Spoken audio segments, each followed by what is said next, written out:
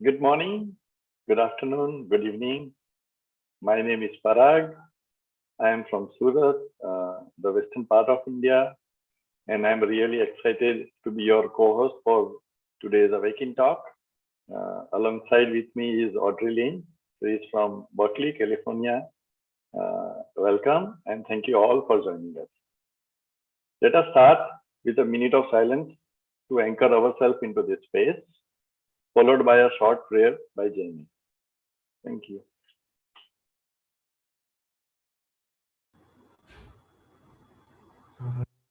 Akashganga, Surya Chandra Tara, Sandhya Usha, koi na nathi.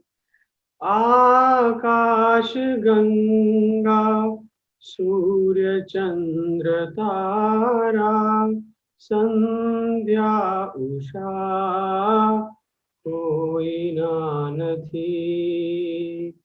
Kauni bhumi, kauni nadi, kauni sagar dhara, ved keval shabd amara ne tamara. Akashganga, Surya Chandra Tara, Sandhya Usha, koi na nathi.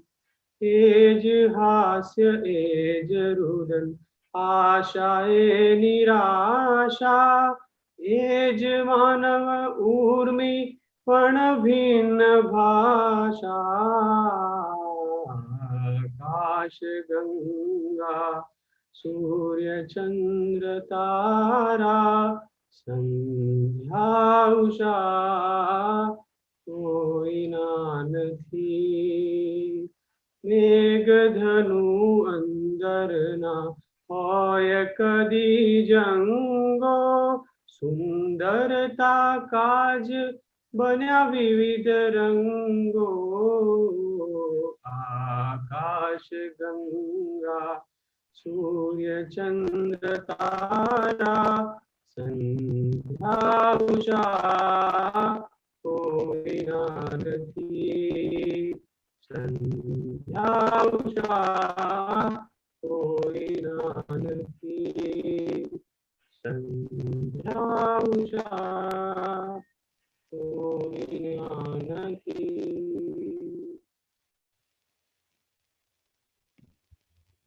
Thank you.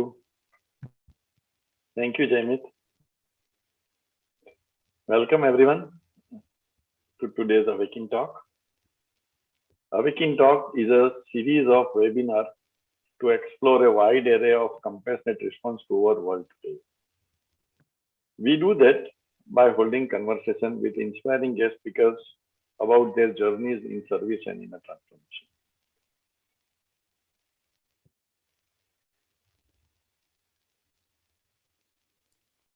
Yeah, and today we're in conversation with Navin on the boundless topic of finding contentment. So it's juicy.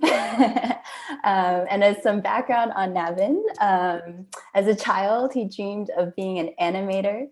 In his young adulthood, he cycled down the east coast of the United States and in the country of East Timor. And then in adulthood, he became one of the 5th generation owners of a Singaporean luxury brand, BP De Silva Group. And a few years ago, he left his formal operational role there to travel a bit on the uncharted territory of an inner path. And today, many know him as the Chief International Officer of the Contentment Foundation, which is an educational nonprofit that supports schools and communities in nurturing tools of well-being. But beyond kind of all these roles and definitions, I think what really strikes me about Navin is kind of this disarming quality of seeking truth that he embodies in the way that he shows up in the world and to the people around him. So Navin, thank you so much for joining us today. It's so great to have you here.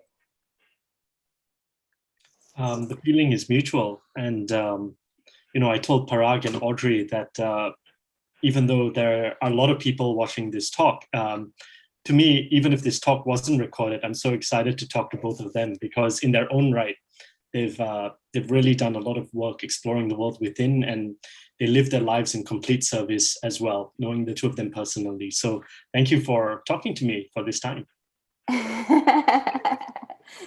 Nice try, but you can't throw it back to us. Yeah, so before we begin, just a quick note to our listeners. The format of this 90-minute conversation is a moderated Q&A with Navin for the next hour or so. And then in our last third of the call, we'll invite questions from anyone who'd like to ask. So you can do that by submitting a comment or question in the webcast form on our live stream page. And you can also email us at ask@servicebase.org. And that will get to the powers that be that manifest the questions to us. And so, yeah, so to just dive right in, Navin, to begin, I think just to get a little background, it'd be great to kind of start in your childhood. And I think I know you wanted to become an animator as a kid. And I remember in a conversation we had, you said something about how you kind of always were holding these questions of wanting to understand life in a deeper way or in a kind of holistic way. You were kind of always asking for those questions that pushed a little more meaning. So I was wondering, could you share a little bit about your childhood? Like, what would you say has influenced you to kind of become the person you are today?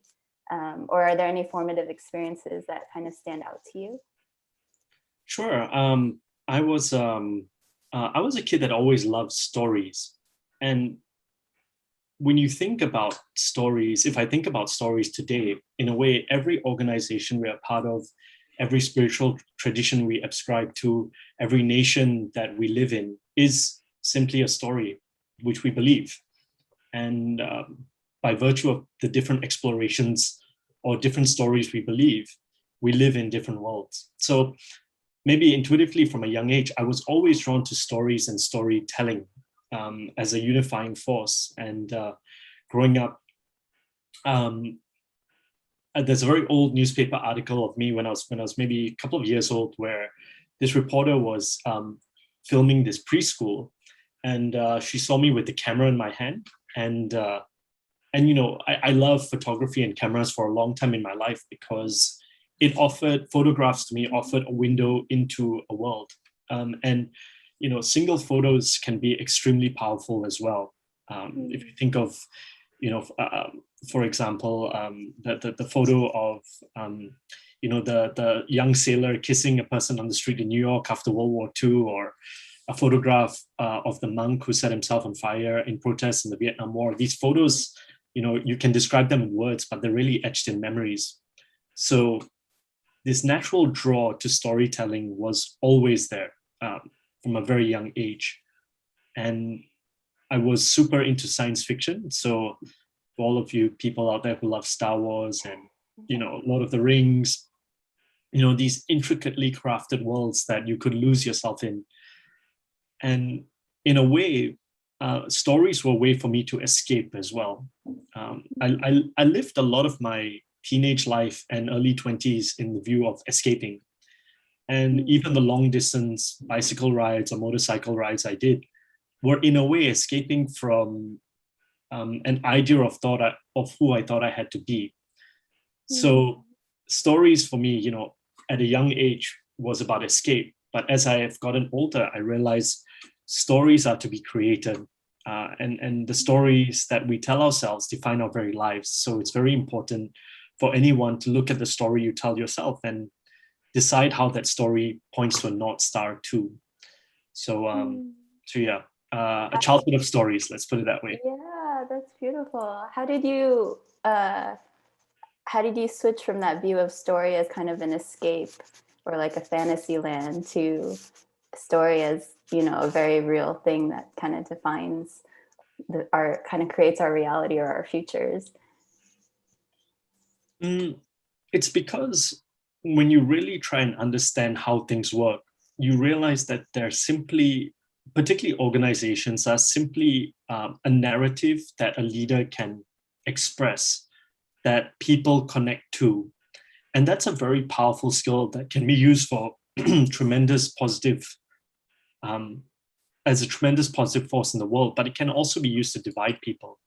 Yeah. So I think the time at which stories became very malleable for me so that I could bend stories was when I first started getting interested in meditation. And actually it was a few years after I started. This was when I started doing longer retreats, where I started to realize that all of these stories that I was telling myself was simply stories. But the immense gravity of these stories is that even till today, there's some stories that I'm trapped in, that I can see I'm trapped in, but I'm still repeating these cycles and patterns.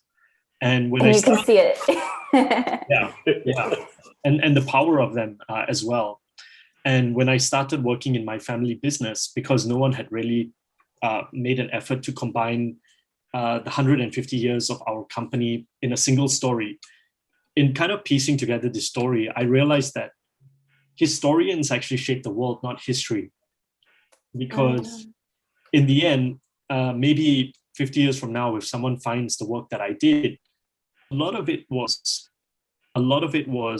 interpretation or extrapolation.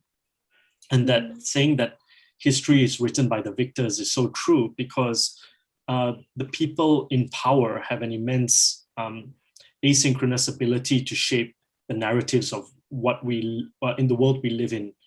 So even stories around money and wealth, in a way, the most popular stories are the ones that are shaped by the people most in power. So in a way, this unpacking of stories matters both at a very internal level, a very personal level, but also at a level of the systems you work in the wider world. Wow. So there's a lot to unpack there. Yeah, Parag, go for it. A lot to unpack, and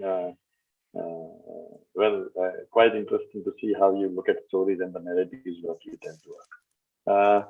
Taking it forward, let us talk about the stories you talk to yourself about business and around that transition where you took the U-turn. So I was just wondering that you grow up in a family that runs Singapore, one of the Singapore's oldest family business, BPD Silva Group, and one of the Singapore's premier luxury labels in a very affluent society. You have boutique of luxury brands under your belt, and that's quite commanding in some sense. And after completing business school in UK, you returned to Singapore and spent 7 years immersed in operational role of that business. I had a one-to-one conversation with you, and I immediately felt that you are someone who lives a very examined life. Examined life means examining all your stories we tell to ourselves. So my question to that end is, how did you search for meaning and contentment influence your business work? And how did your business work influence your search for meaning and contentment? So we begin from the point of view that capitalism, in its as an idea of political economy, has become the predominant way we distribute resources around the world, and there is no other competing narrative that exists at this point. And it's simply a tool. It's neither good nor evil. However, the nature of capitalism to concentrate wealth in the hands of a few is something that we are starting to see the consequences of now. And being part of a group of companies that has been, relatively successful thanks to my father's efforts and my ancestors' efforts over the last 150 years, I am a beneficiary of that in a very profound way. But at the same time, you realize that when you really look more deeply at the cost of operations of any company, they go below the surface of simply raw materials and labor. These are line items that anyone who's familiar with accounting will have met. But there are externalities, there are unintended consequences of this concentration of capital that has existed, since the beginning of capitalism, and even when there were competing ideas of how resources should be distributed 120 years ago. There were these criticisms that existed back then that never really were addressed. And the cost of it is a kind of debt.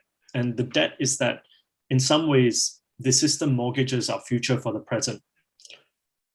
So in some ways, how can I claim to be part of a multi-generational family business when in reality, due to the environmental impact of my operations, I am in a way contributing to increasing greenhouse gas emissions or depleting resource usage. Now, conventional argument that will always come back for many people when I share with them this is that, Nav, in the future, technology will be invented that would solve, all of these issues, or you can say that even now there's kind of a big shareholder revolt happening with oil companies, where shareholders are demanding that they transition into renewables. So you can say, hey, there's these positive changes happening. But I think if you study it more deeply, what you realize is that human beings have a tendency to magnify, to cover up the gains in efficiency and productivity with more demand. So what I mean by that is, if you look at, even in Singapore, the poorest people in our society today will live better than kings 200 years ago. However, the human desire has increased ideally exponentially as well. Conceivably exponentially as well. So the problem is that every time we make a technological improvement in, let's say, productivity, let's say a seamstress 100 years ago could produce 3 dresses a day. Now, today we have technology to make, let's say, 300 dresses a day. So does this mean that the seamstress can go home after a day's three dresses? It doesn't. It means that they have to produce 300, where before three was enough.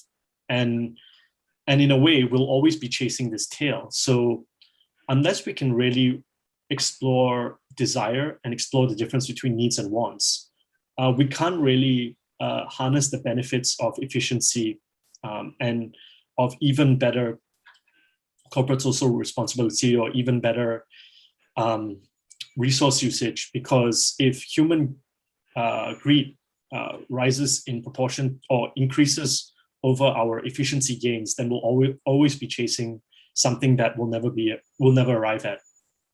So this intrinsically links to the psychology of contentment as well. Yeah, that's beautiful. Quite insightful. The point about unintended consequences, and without observing or understanding or exploring our desire, the efficiency cycle just go on chasing its own tail. That's quite insightful.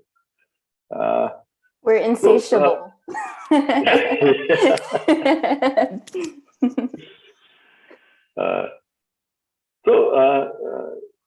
Just to ask a nuanced question, what was businessman Navin like, and what was going on inside which eventually led you to step out of the business world? What was that pivotal moment which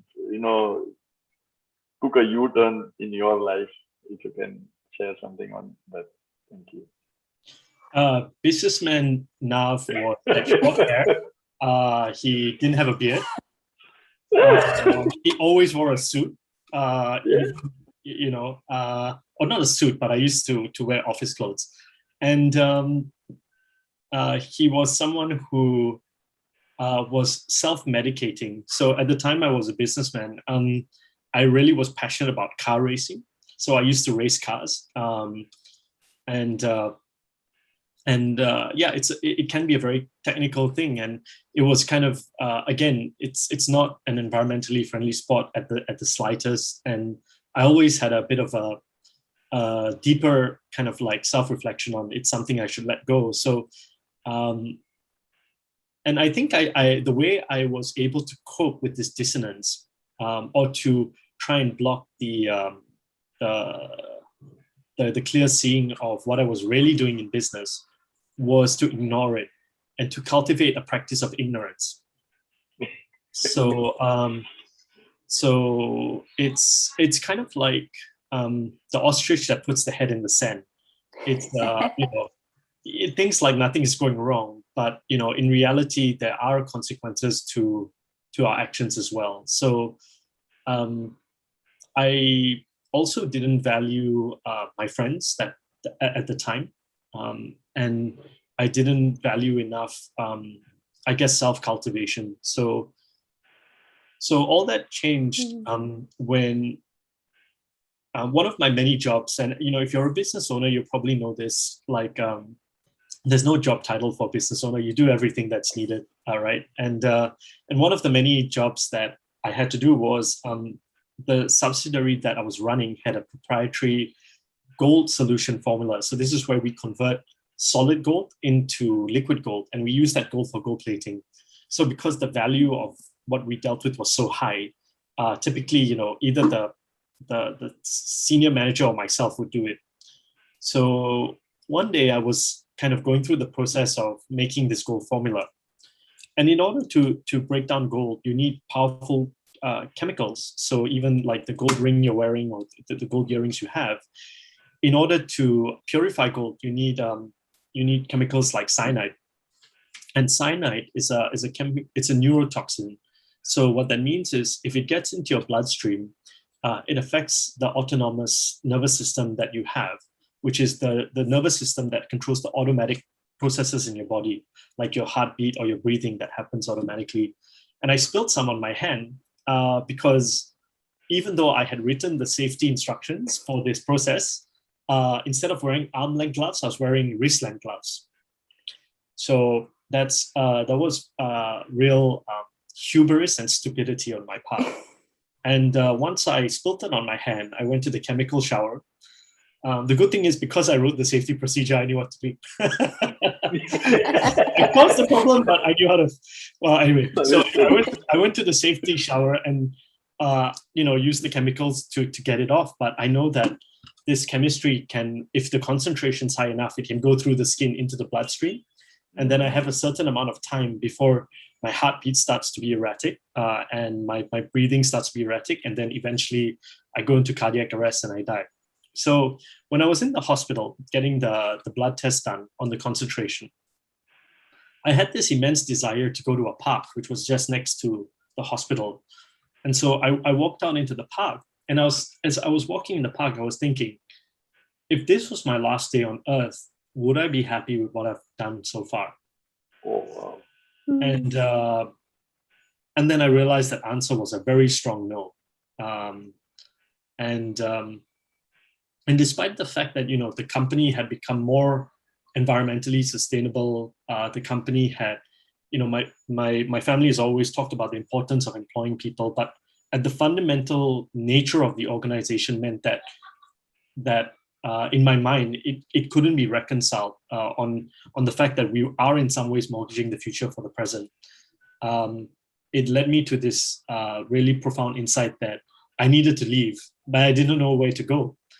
So a month later, it happened to be our group board meetings, and I submitted my resignation. Oh, wow. What a beautiful accident of cyanide, it seems. Looking into And you didn't die. You were okay. That's the important part of the story.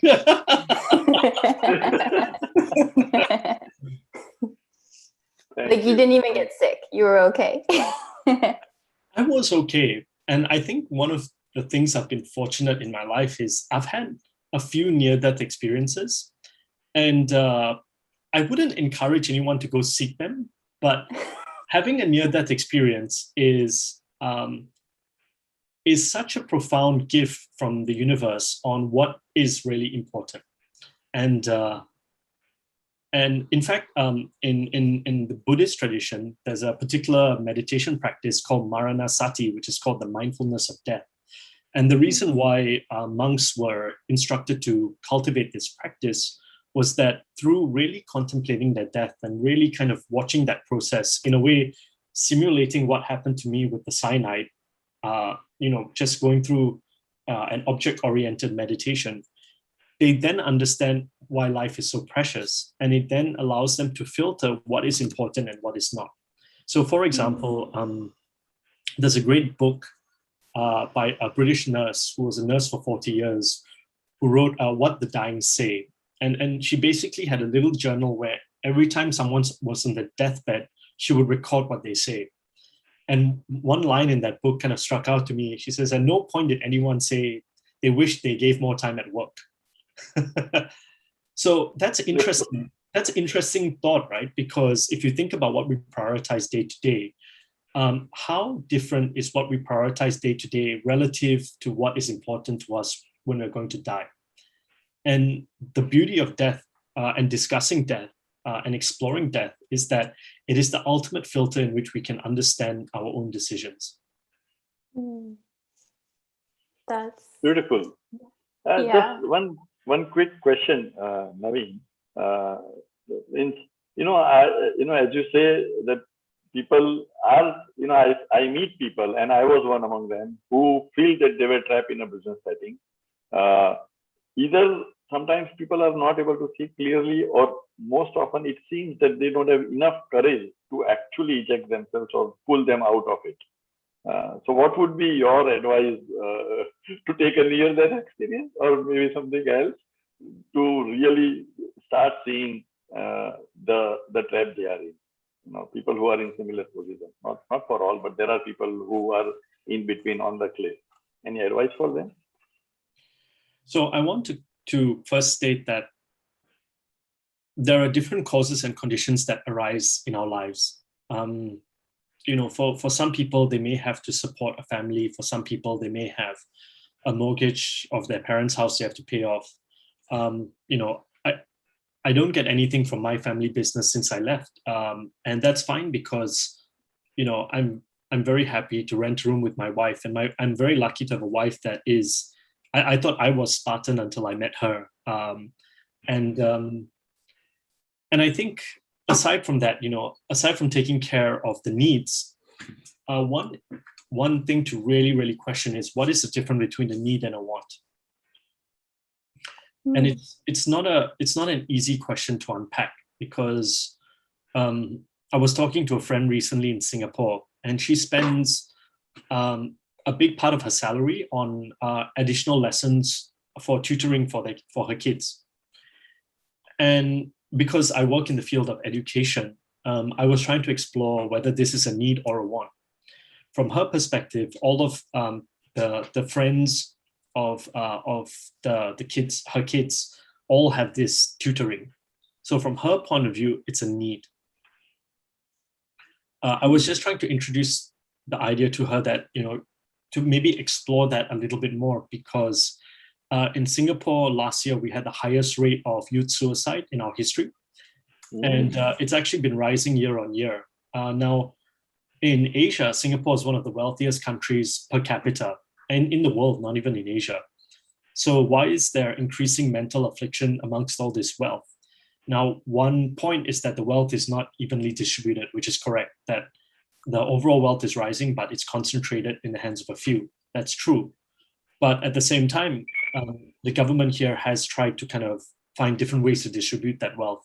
So even then, there's this phenomena that's arising.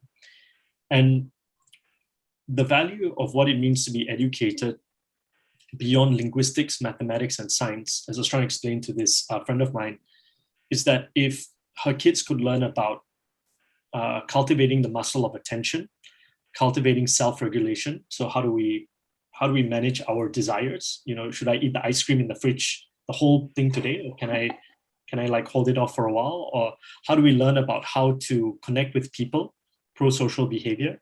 And a lot of my personal life in business has shown that it's not so much what you know, it's who you know and how they see you. So the question to ask is all this optimization for her kids' education really going to lead to flourishing adults? And I think there's a question mark on that. So again, from her perspective, it's a need. from my perspective, it could be more for one. But this is up for an individual to decide. Right. Interesting. There's so many questions I want to ask about that. But so I do want to talk a bit more about your work in education. But I think before getting there, I kind of just to bridge from stepping out of the business world, I don't think you didn't really have a specific plan, for what's next, right? Like you didn't die and then you left, you submitted your resignation. And then it sounds like you just kind of jumped into uncharted waters in a way. So I'm just kind of curious, in that field of not knowing, how did you determine what path you wanted to take? How did you even, what was your compass to navigate that uncertainty? I wouldn't recommend this, but there's an old Chinese anecdote about a general who was trying to invade a particular island province, and this general was aware that there had been 3 previous attempts to invade this island, but all of the attempts failed. So this general strategy was, okay, we'll do the plans to invade the island, but we'll make one change, which is when we invade the island, we'll burn the boats. Oh. So burning the boats meant that the soldiers who were on that island had only one way to go back home. And I think sometimes letting go is the way to learn. If any of you ride a bicycle, when I first started riding a bicycle, I had training wheels, the little wheels on the side of the bicycle. And, for a long time, I really liked the training wheels, but a day came when my father actually took them off. And I remember that day because I kind of liked the training wheels. So why are you taking them off? It'd be so much harder to cycle the bike. But by taking them off, I fell down and I got injured for sure. But, then 20 years later, I rode across a few continents on a bicycle, right? So unless you take that action to let go, you can remain imprisoned in the comfort of being numb. And I would add to that the higher burn rate that you have in your life, the more difficult it is to let go. So what I mean by that is different people have different burn rates. For some people, if they go from a place to place, they need to take a cab. There's no way they will take a bus.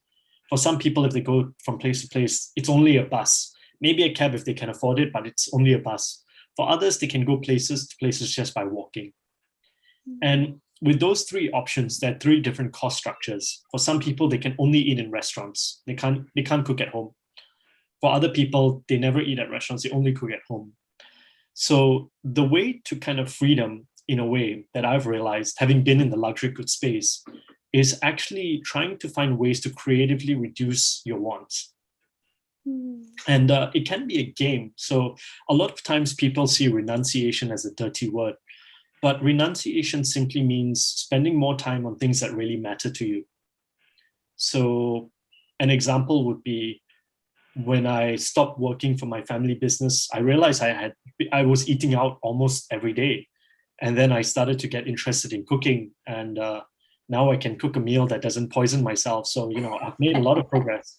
And yeah, I mean, more than that, I think there's beauty in a bit of discomfort sometimes. And if we can make a game out of trying to find how much lighter we can live, we have more flexibility into the choices we make. It's like, imagine climbing a mountain with a very heavy backpack. I mean, just you take a step and it's weighing you down. And now imagine taking out maybe a very thick book that you had in that bag. So now it's a bit lighter. You can go a few more steps. And then as you go, you take out maybe the big comforter that was in it. You take that out, and then you're walking a bit more comfortably. And the people that I've seen that are the most bold and the most introspective and the most giving are the ones who have a very light backpack. Some sadhus I know in India, and there's religious theologies that advocating not having a backpack at all. But my personal philosophy for lay people is that there's a fine line between asceticism that is completely challenging to live, as well as having the right amount of the right amount, and the right amount changes depending on who you are and what you need. So consider that in almost every developed economy, economists will identify a dotted line, which they call the poverty line. So the poverty line in India will be different from Singapore, which will be different from the US. But no one ever identifies an abundance line. And if you don't identify the abundance line, then everything, we just become a victim of our endless desire.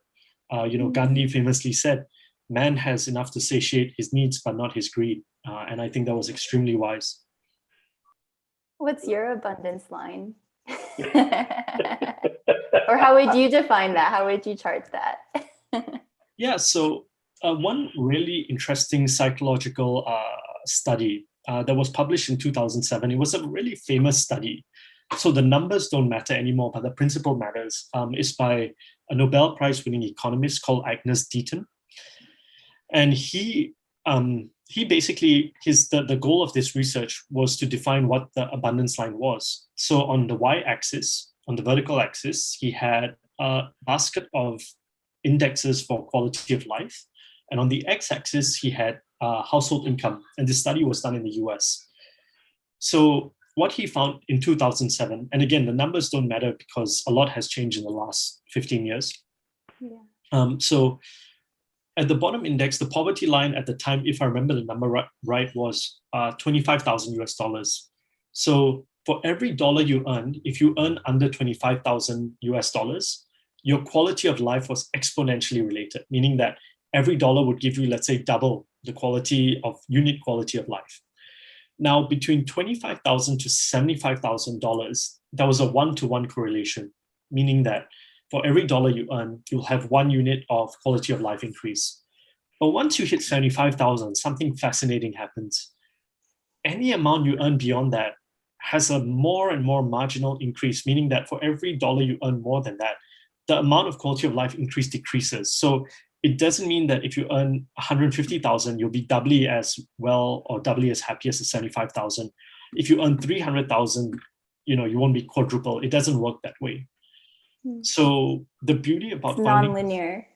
Non-linear. So the beauty about finding what the abundance line is to you is that even having an abundance line already starts to reveal the nature of our desires, because naturally I still desire things beyond the abundance line, but I know what my abundance line is. So I was like, oh, that's nice, but I have this abundance line. So will I be doubly as happy with that thing? Unlikely. So it's not a very big challenge to let it go.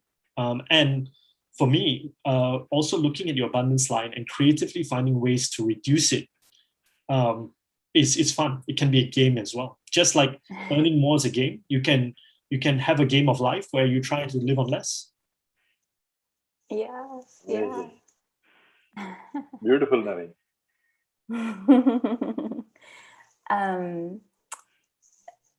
So kind of I feel like how did you, like, was it ever difficult to kind of, like, you're still in the space of, like, I feel like in a business world or even in a nonprofit world, in any world, right? Like when you have a certain structure and a certain impact or a certain profit, there's certain measurable things that help you know help you give you the sense of solidity of where you are and where you fit in the greater story. But for you, kind of navigating your kind of inner path, there's no solidity in an inner path. So I guess, like, what kinds of things kind of anchored you in your values or in or served as guideposts along your journey? Were there any people that kind of inspired you or situations or experiences?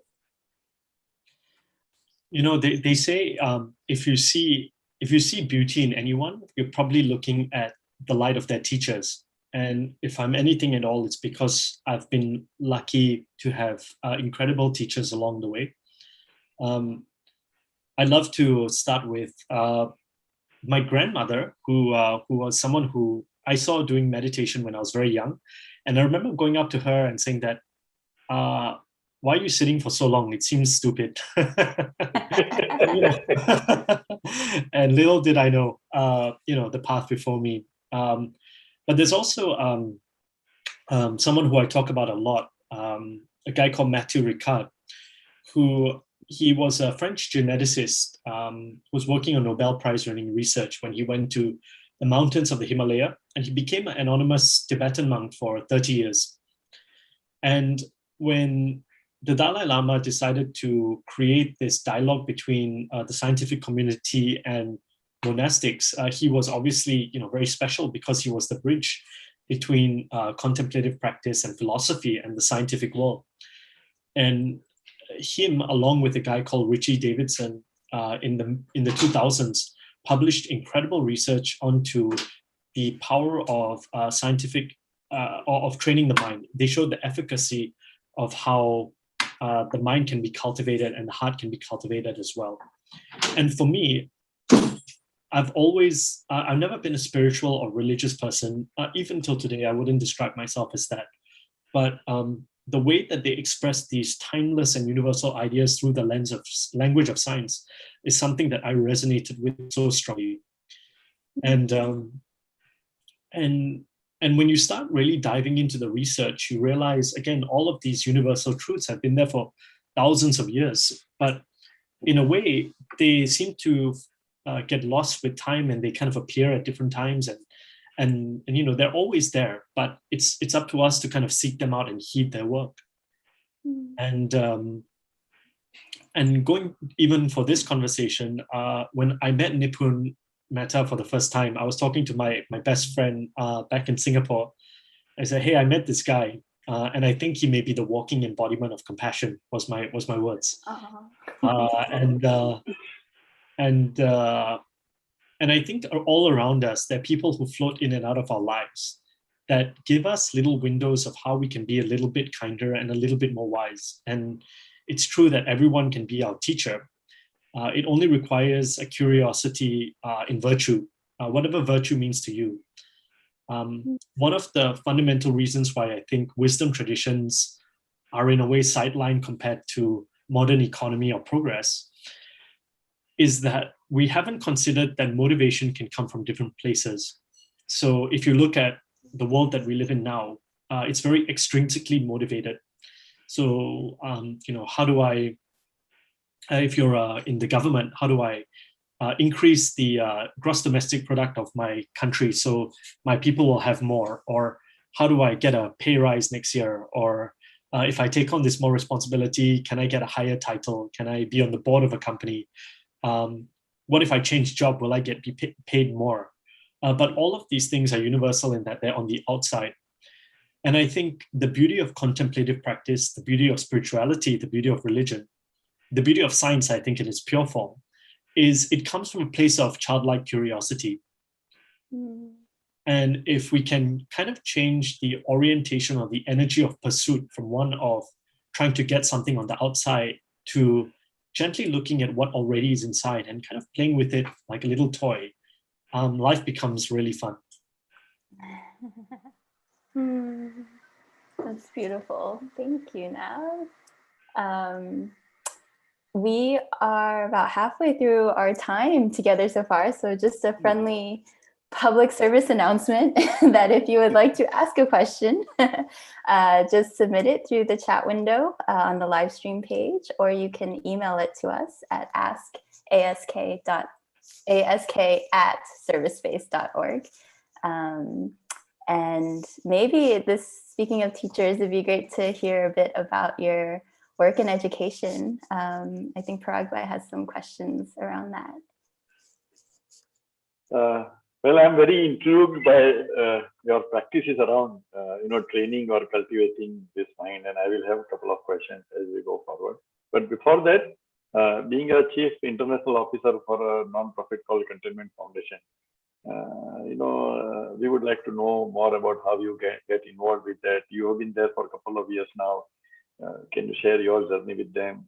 The internal motivation to be in Contentment Foundation and the overarching domain where Contentment Foundation works. Sure. And just to share, a lot of my friends from the business world find it funny that I moved from luxury to contentment. So they asked, That's true. Did you look for the thing furthest from what you did? But in an odd way, I think the luxury goods industry taught me a lot. And what it taught me about was the importance of studying excess. So if on any level you are interested to pursue that excess, by all means, it's a path that you probably need to go down to see for yourself. But a great teacher of mine a few years ago said, if you want to know whether you should advance in a career or an industry, look at the people at the top of the industry, get to know them personally, and then see whether you want to be them. And again, going back to need and greed, it's very, very interesting to kind of explore the line of abundance. Now, I also want to say that one of the beautiful things about the luxury industry is that it does allow craft like jewelry making, goldsmithing, silversmithing, the arts way to be supported by people who have the money to support it. The challenge, of course, is that the luxury goods industry today, generally, in my view, is driven more by lifestyle rather than craft. So what it means is that it's not so much that I value this beautiful handbag because, this family of workers has worked on it for 3 generations and they've perfected this kind of stitch that, no one else can do. It's more that I want to be seen with this handbag. And, the handbag is not the issue. The car is not the issue. The question is, what is our relationship to the thing? So it's a bit of a nuanced point, but I think there can be healthier forms of consumption as well. So and exploring that abundance line and exploring what truly gives you pleasure. I'll just give you one example of this. What I think is a healthy way to consume luxury. There's a doctor in Singapore who has always loved nice cars, and in 1992 he saved up enough money to buy a Porsche, like it's kind of like a race car that he bought, but you can drive it on the road. Now, switch to 2022. The Porsche Museum in Germany realized that the car that he bought was extremely valuable. And at the time, the company was losing money. They couldn't keep their car, so they had to sell the car to him. And they offered to buy it back for him for maybe 50 or 60 times what they sold it to him. Oh. So this guy has driven this car for 30 years, and now the brand museum wants to buy my car and put it in the museum.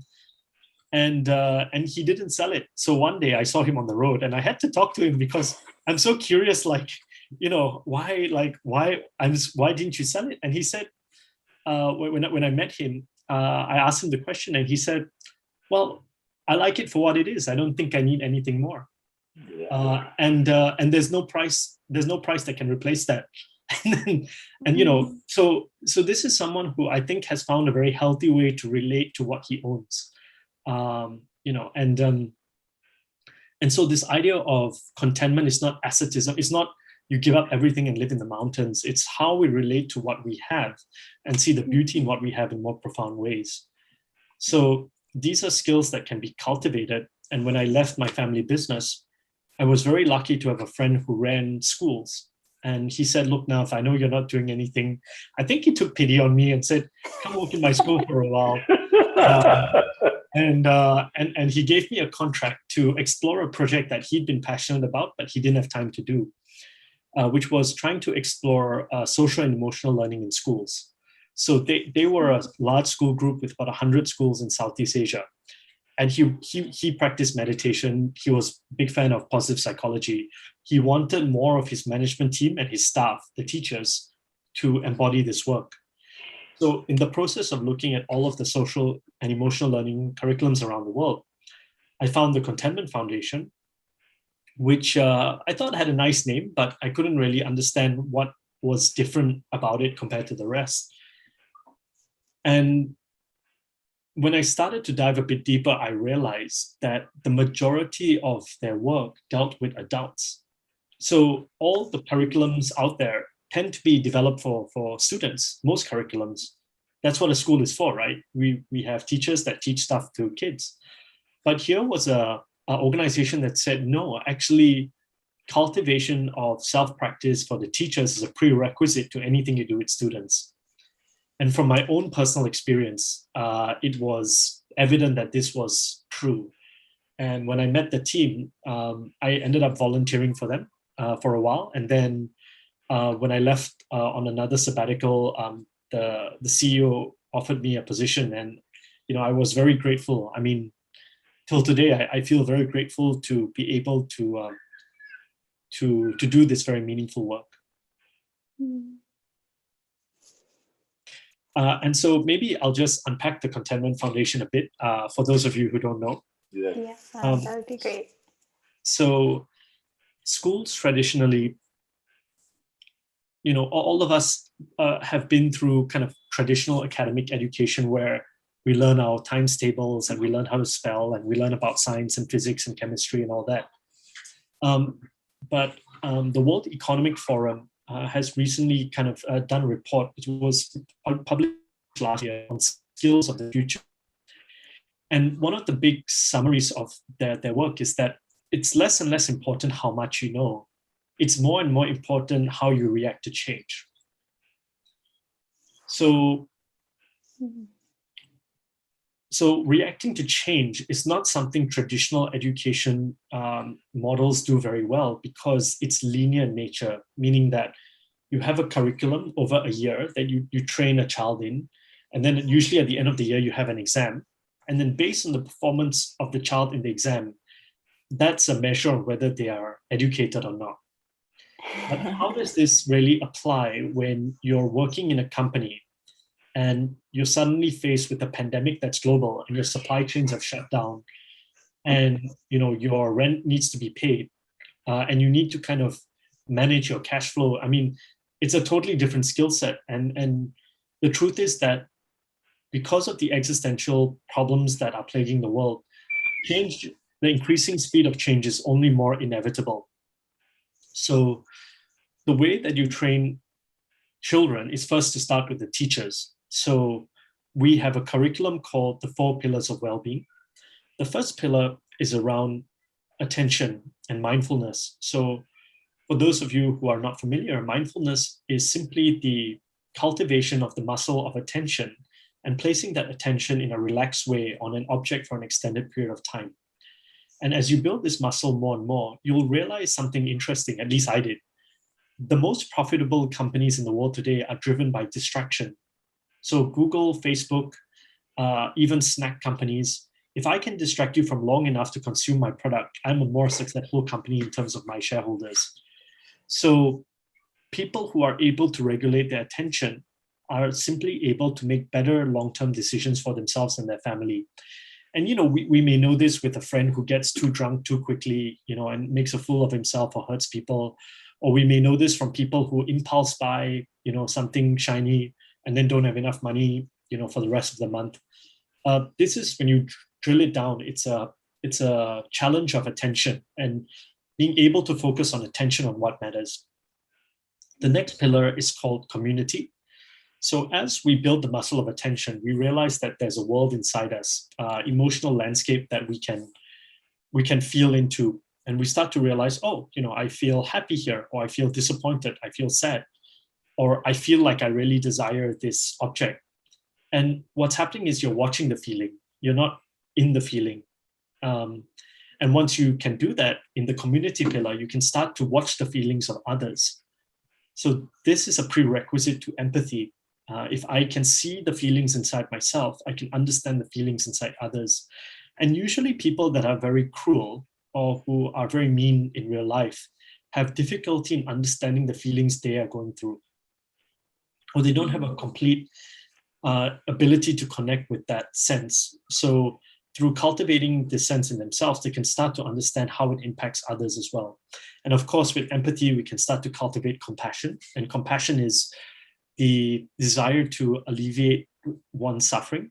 So, that you need empathy in order to be compassionate.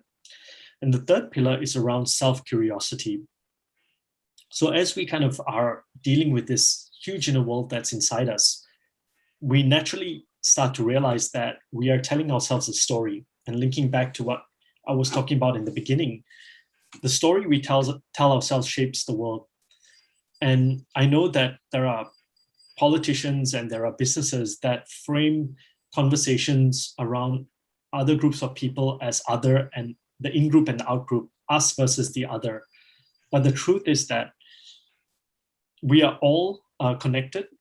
And if we understand our stories and we understand the narratives that we tell ourselves, we can see the narratives of others, and we can see that they are human beings just like us, and they are scared and they are fearful and they are happy just like us. So we can either grow collectively as a nation, we can either grow collectively as a human race, or we can all perish together, and the choice is ours. So that's the pillar of self-curiosity. And the final pillar, the pillar of contentment, is one that I personally feel balances all the other pillars. Because if we are always in the mindset of improving ourselves, we are never able to cultivate unconditional self-acceptance with who we are. And the analogy I really feel expresses this is a guitar string. If we are always in the point of view of self-improvement, the guitar string is too tight, and if we play the guitar, it snaps.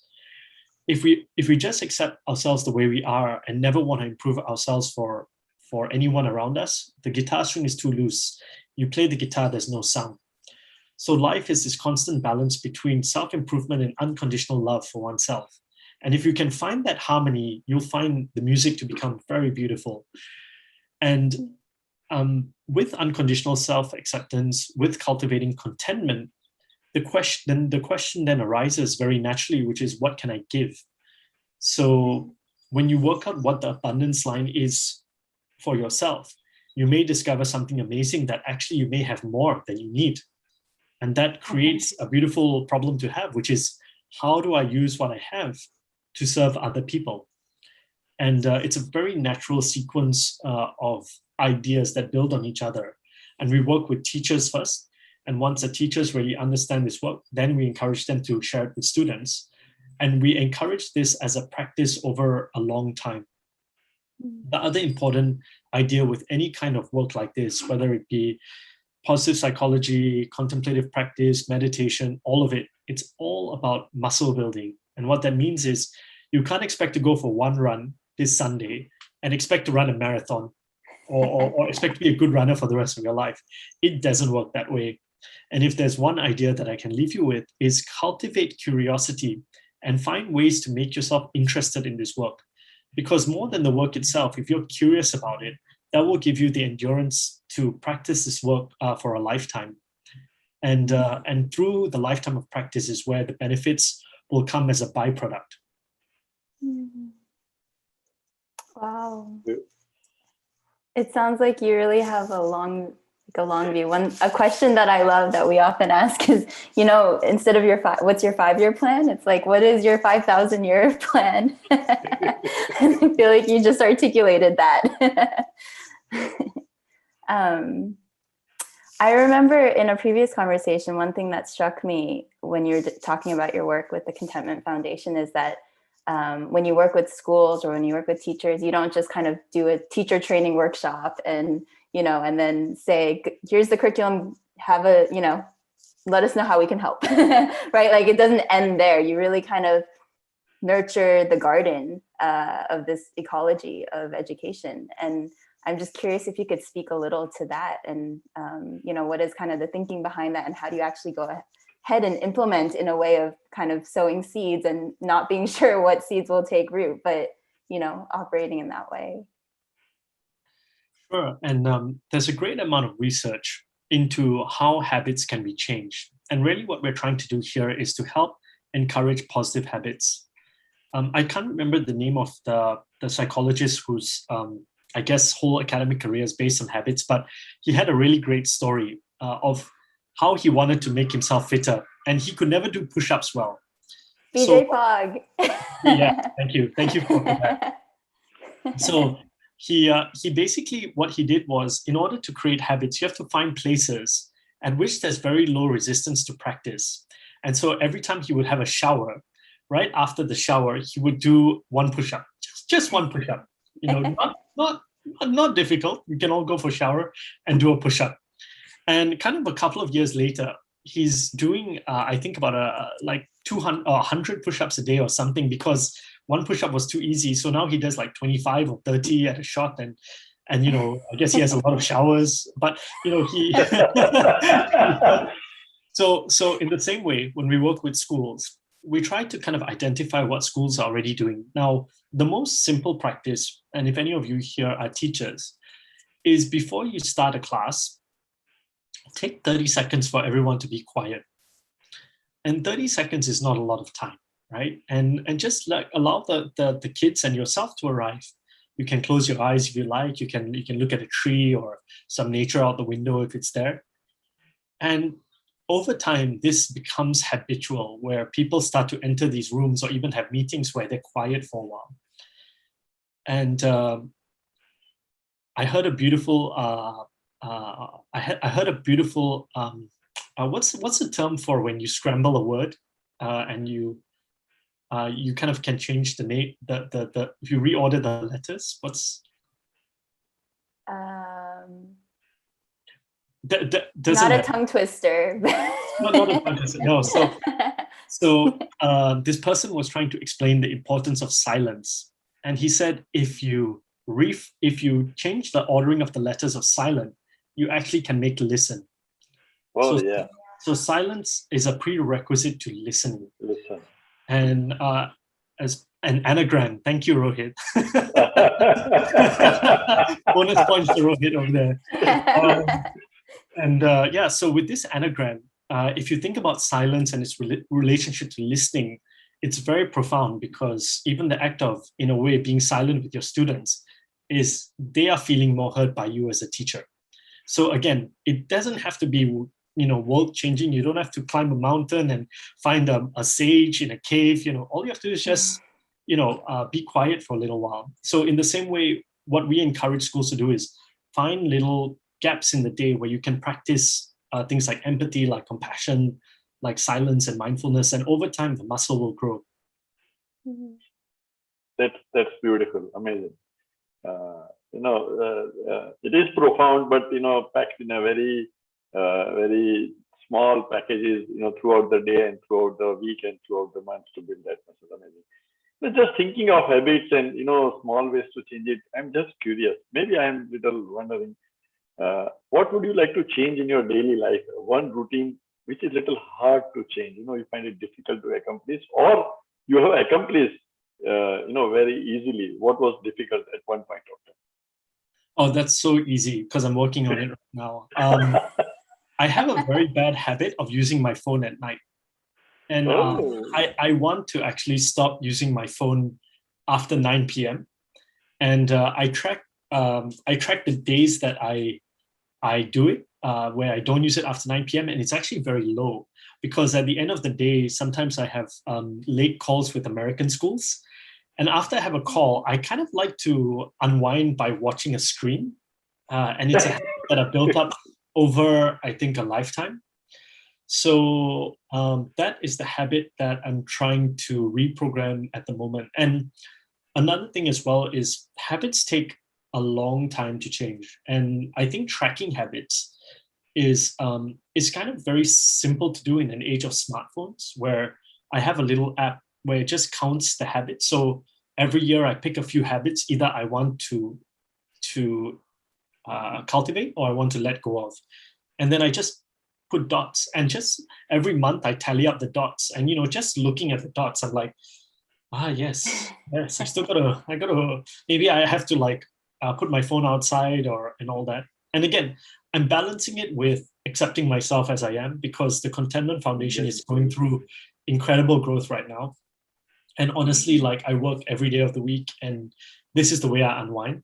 So I'm still trying to find a skillful way of letting that go, but it is my aspiration to let go. And quickly, any habit you have accomplished through this? So exercise. Oh, nice. Exercise and learning Japanese. So my wife is Japanese, and my parents-in-law don't speak English, or they're learning English, like I'm learning Japanese. And so so yeah, it's every day at least 15 minutes of Japanese.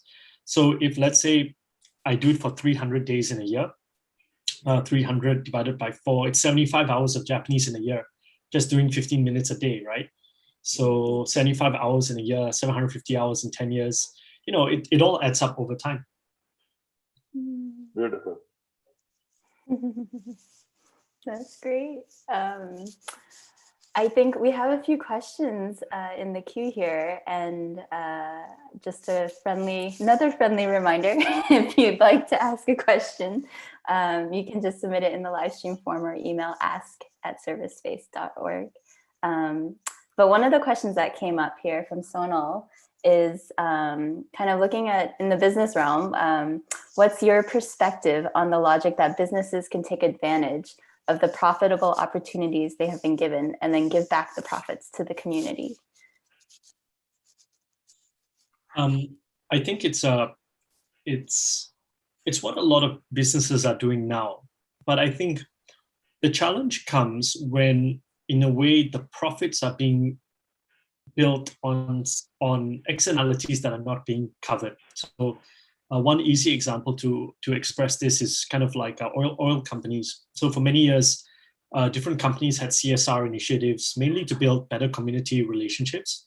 But the fundamental premise of their business was to try and make a comfortable operating environment for an oil-based economy, right? So what is the challenge there? And I think more than businesses giving back profit to society, I am more the companies that I tend to respect more are companies that actively advocate for better standards and practices, both from regulatory rules that governments put in place or through industry-wide initiatives to improve standards in their respective industries. One company like that is Patagonia, based out of California, who has again advocated for supply chain transparency. They've walked the talk. They've actually kind of made their supply chain completely transparent. And they lobby governments not to reduce their taxation or reduce their costs. They lobby to, in fact, increase it for the good of society. So I'm a little skeptical of companies that only give away money. I think it could come from a good place, but at the same time, is it solving systemic issues? Would be my question. Or is it done to further tax breaks, or is it done to get build non-financial goodwill?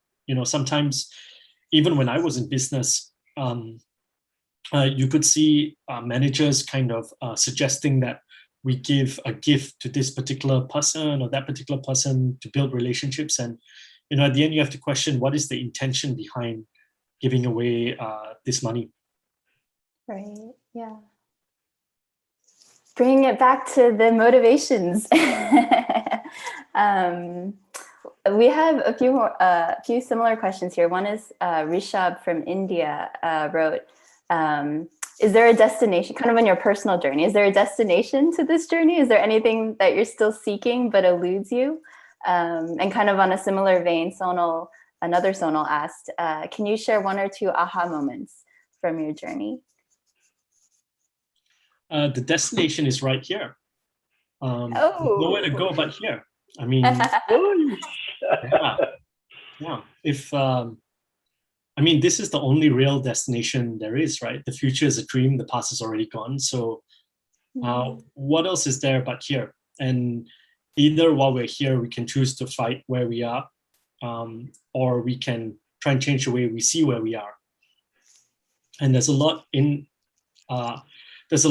that could be seen as in our control, and a lot not in our control. But more and more, my personal philosophy is leaning more towards that we have less control than we think in life. So the only real way we can dance with life is to change the way we subjectively experience where we are right now.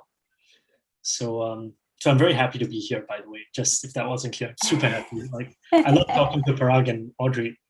For the next question on aha moments, I have a really close friend who used to be a Zen monk, and one of the things that he taught me was the reason why philosophies have branched out over history, and you can think about it from Abrahamic religions where there's Judaism, Islam, Christianity, or even Buddhism spread into like Theravada, Mahayana, Vajrayana, and of course the galaxy of ancient Indian wisdom and all over the world, is because they're different people with different tendencies that respond to different ways of a problem or an idea being expressed. So the aha moments arose in my life when I had a teacher that could explain universal wisdom in a way I could understand it.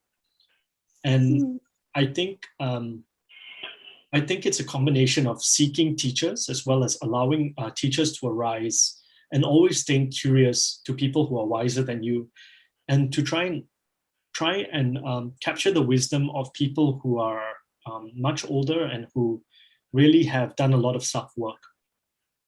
So as a general principle, if you can find a teacher whose ideas resonate with you and whose ideas you test and they seem to hold true, then it can be a very powerful force in life.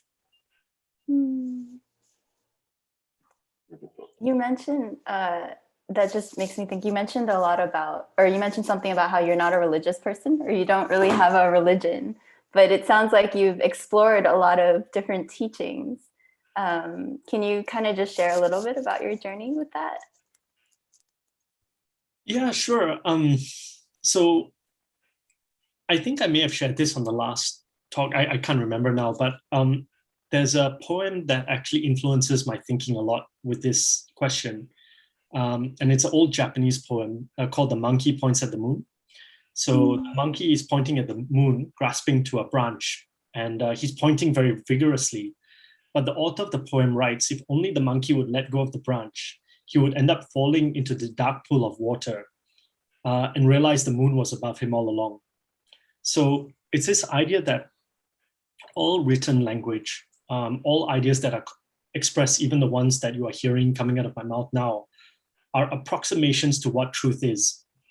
If 100 people see this, there could be 100 different perspectives into what they think I think is true. And the only way to experience this truth is to actually let go of the branch. And this is the importance of cultivating practices within some of these spiritual lineages. When I was young, my grandma used to bring me to the temple, same grandma, and I used to have to walk around a tree and give offerings. And I really didn't like it because I didn't understand, what does this all mean? I'm chanting in a language I don't know, and I'm putting flowers here. Like, can someone tell me what's going on? And I never really got a good explanation of why that was. But now I understand that in a way, this chanting, these flowers, they're simply just training our minds and orienting it towards virtue, right? And if you can kind of see it that way, then in a way it's a neuro-linguistic programming of the mind. So like the monkeys letting go of the branch, if we can let go of the ideas of our own lineages and really try and dive into the teachings as deeply as we can, a beautiful thing happens. There is no division between these teachings. And in a way, it's more of what you see. What is the beauty in Islam that arises for you? What is the beauty in Christianity that arises with you? What is the beauty of the Bhagavad Gita? What is the beauty of Lao Tzu and the Tao Te Ching? What is the beauty of Seneca and Stoicism? What is the beauty of Aristotle's work?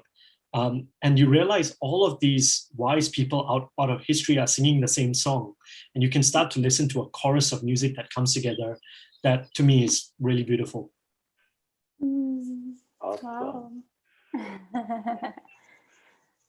There's a lot of questions coming in now. So I'm like, which one do we ask?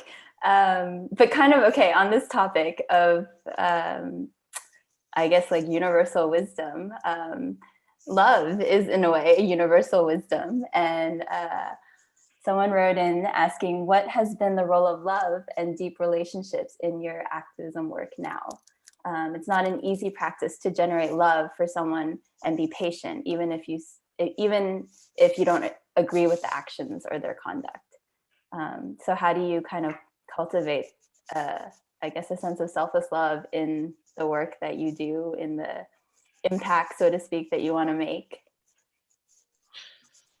I think it's really important, and this question, and whoever asked it, thank you so much for bringing it up. I think it's important to unpack an idea that I think is universal but is false. And that's the idea of survival of the fittest. So you may have heard this term before. You may have even heard people attribute it to Darwin. He never said such a thing. In The Origin of Species, which was a book on evolution that changed the world, he had a whole chapter dedicated to how, even though human beings were never the strongest, they were never the fastest, because they could communicate with each other in very primitive ways, and because, importantly, they cared for each other, they were able to build on ideas and work that could transcend generations. So a baboon or chimpanzee can only serve its current generation. Once it dies, there's nothing the next generation inherits. But human beings have this ability that we can build on what was done in the past. And if you boil down the single reason that humanity has thrived, I don't feel that it's conflict. I don't feel that it was motivated because of resource acquisition. I feel that it was because of love, and because generations of people planted trees whose shade they never sat in. And the role of cultivation of love, at least in my personal journey, it starts actually with cultivating love for oneself. And it's not an easy practice to do, because when I first heard about this idea, I thought it was a bit narcissistic.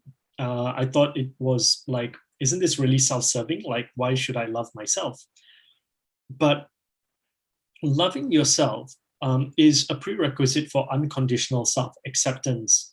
And in a way, if there's something, when I've noticed for myself, if there's something I can't accept about someone else, it's usually because I can't accept that same quality in myself. And that is still there. I think this is a lifetime of work that I need to go through. But again, it shows the importance with kids and education. I always thought to myself that if I learned these ideas a bit younger, there would be less heavy lifting to undo what I learned as a child that contributed to this misguided thinking. So love is the force that moves humanity. And love is not only a given, it needs to be cultivated, even in the way that we see and the way that we do. So there are many different practices of love you can explore in the psychological and wisdom traditions, but I'd encourage keep practicing. Great. So we have a few kind of questions in the educational sphere, and just looking at the time, maybe I'll ask 3 questions and then you can kind of pick which one. Does that work okay? Yeah, I'll try to keep the answer short. Sorry. No, it's beautiful. There's no, time is relative, right? So, but I just want to try to fit them in if it aligns.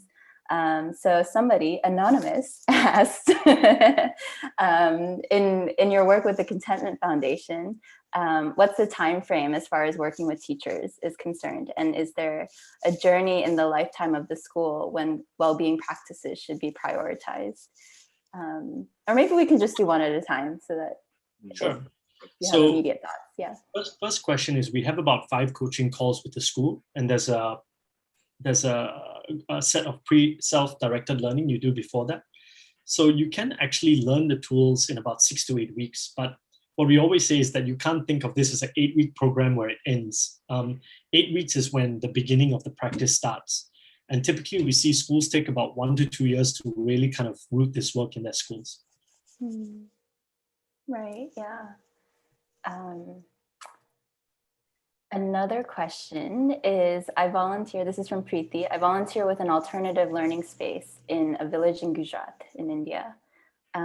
So how do we create an environment for understanding contentment and the abundance line as a way of life in a place where children come from economically vulnerable backgrounds? And the narrative they're constantly fed, thanks to the television and internet, is that money is the only redeemer. Money is an important force in the world, but the heedless pursuit of money can be destructive. And I think to balance what the beauty they see with money, it's also important to balance the opposing force as well. It's sort of like, what would the people in pursuit of money cause immense amounts of suffering as well. And I think probably the best thing you can do to support kids as well is to give them a total view. And I really hope, that the circumstances in life improve. We all want that. But just like we were talking about the abundance line, maybe to also show the dark side of a heedless pursuit of money, which comes at the cost sometimes of families, societies, has to also be discussed in order for kids to make a balanced decision on what they want to do. Yeah. You don't have to keep the questions too short or the answers too short. It's all good. But yeah, that's great. Thank you. That's a good question. And then another kind of the last one around education is a little bit around curriculum. So it's basically wouldn't a standardized formal way of teaching virtues have the same repercussions as the formal education and chasing numeracy literacy has done? So like, how do you even begin to think about creating a standardized curriculum for virtues and not kind of just fall down the same trap of the same system, basically? It's a brilliant question, and one that we ask ourselves at the foundation every day. As we scale, when we were working with less schools, this wasn't so much of an issue because we had more time to get to know people and really practice with them more deeply. But as we grow, this is a challenge that we are facing. One idea that I've found personally very powerful is the difference between intellectual understanding and experiential understanding, and they're very different. So to use the example of riding a bicycle, you could come for an 8-week course in riding a bicycle. I could teach you about metals. I could teach you about physics. I could teach you about human physiology. But if you never rode the bicycle for 8 weeks, when you graduate and get your certificate, you get on the bike and you fall down. Conversely, if you spend the 8 weeks balancing on the bicycle, trying your best to kind of find your flow, over time, you learn how to ride the bicycle. And after 8 weeks without the certificate, you would still be able to ride the bicycle. So we are trying to make this work as experiential as possible. And it's an excellent question. And I could unpack that further. But for those of you that have to go, I just want to share my email address with you. If you have any specific questions, like I'll do my best to answer them. So my email is Navin, that's Navin @contentment.org. I know Navin is spelled Naven a lot in India, but I am Navin @contentment.org. Thank you. Oh, I'm like, I have so many more questions. Maybe I'll ask one more question just for fun, and then I'll go to Paragvai to ask our final question, and then take us into a minute of silence to close. And then we actually have a little surprise for you. So hopefully we can squeeze that into the next 5 minutes. But my last question is, you mentioned earlier in the call that you've had a few near-death experiences. So what were some of your other near-death experiences, or what was, I know this is not like a soundbite question, but what was maybe another one of your near-death experiences, or what did you kind of learn from that? There were two. There was one which was a car crash when I was 16. And then there was another one which was a motorcycle crash when I was 25, 26. And then this cyanide thing happened when I was 30, I think 29, 30. So every 5 years I seem to have. It is you now. Oh, the 5-year mark now. I better buy insurance.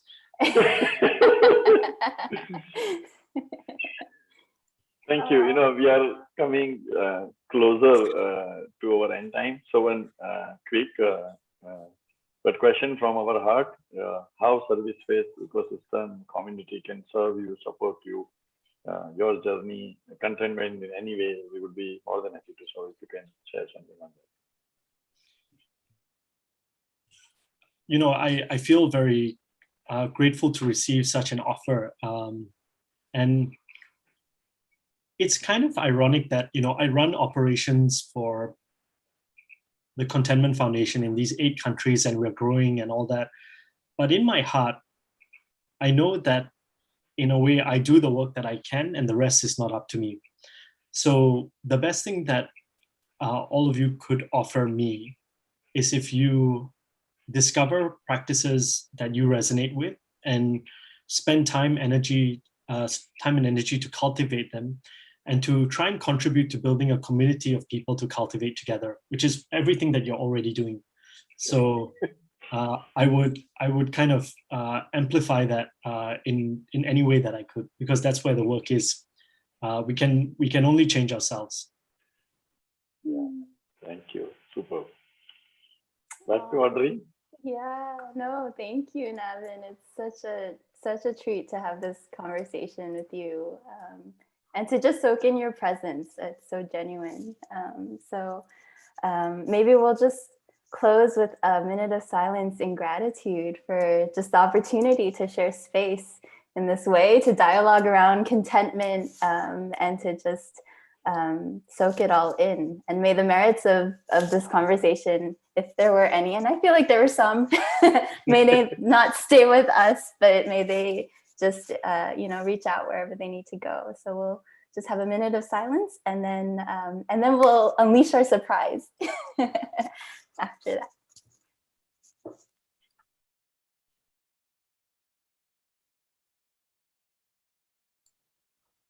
Thank you.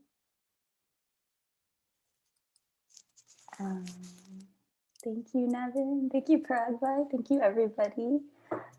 Just as some closing gratitude, we invited a few folks to, we just wanted, because you're always mirroring the spirit of people around you, so we wanted to mirror your spirit. And so we invited a few folks who've been listening to this call, and also some friends from a previous call that you had generously done at 11 p.m. and midnight your time a couple months ago, to do an act of kindness in honor of you in their own corner of the world, and let the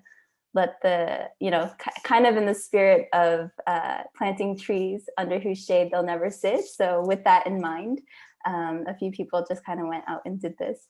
And hopefully you didn't know about the surprise beforehand, because I think the email might have accidentally gotten to you, but hopefully it didn't. So let me just share my screen here. Share it. Okay, here we go.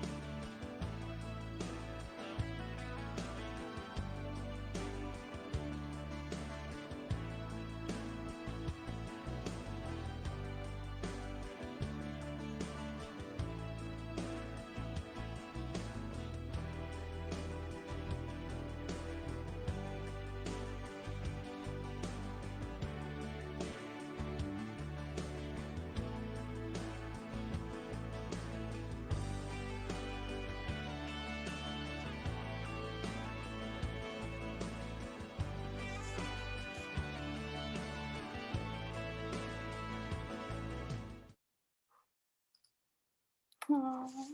Amazing. Thank you so much, everyone. So kind.